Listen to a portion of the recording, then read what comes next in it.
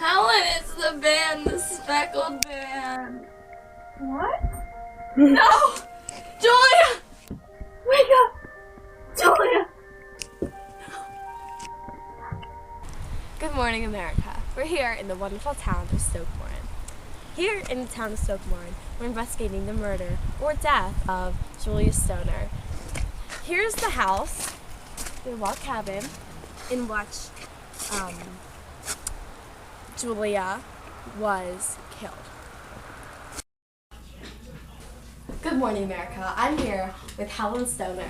Today we're going to talk to Helen about the death of her sister. Now, we know this is a sensitive topic for Helen, but she agreed to talk to us about it today. So I'm just going to ask her a few questions to get a little background knowledge of what happened. So Helen, let's see. How did you find your sister?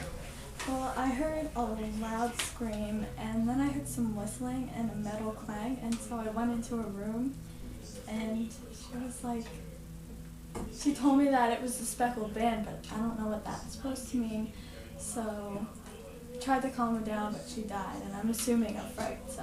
What made you come to Sherlock Holmes and Dr. Watson 2 years after this incident happened? I had heard from close friends about how they helped them with this opal tear case. I don't even remember, but so I figured they could help me. So I'm actually worried about saving my life now too. What's to say to the audience before we come back and continue the interview a little later on? I love you, America. Love you, America. Dr. Watson, nice to have you today. Thank you.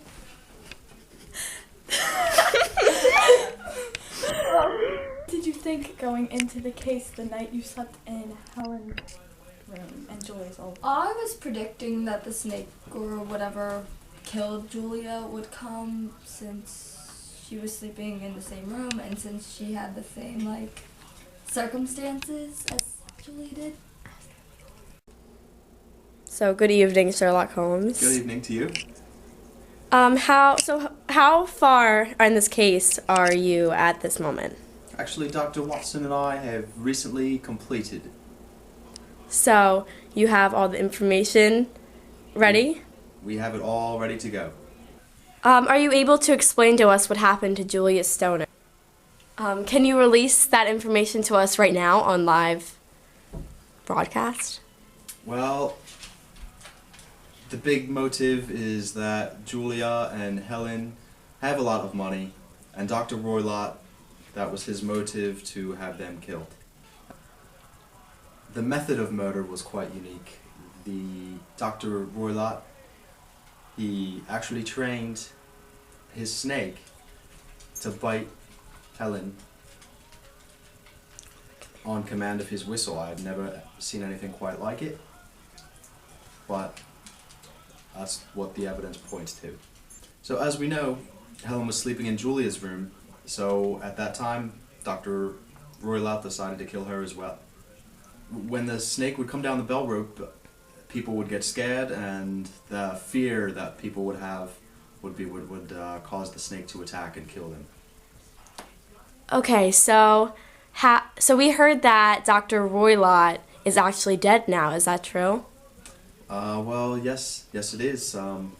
The snake was the snake was there. I saw it. I thought it was coming for me. I tried to protect myself, so I beat it with a cane, and then I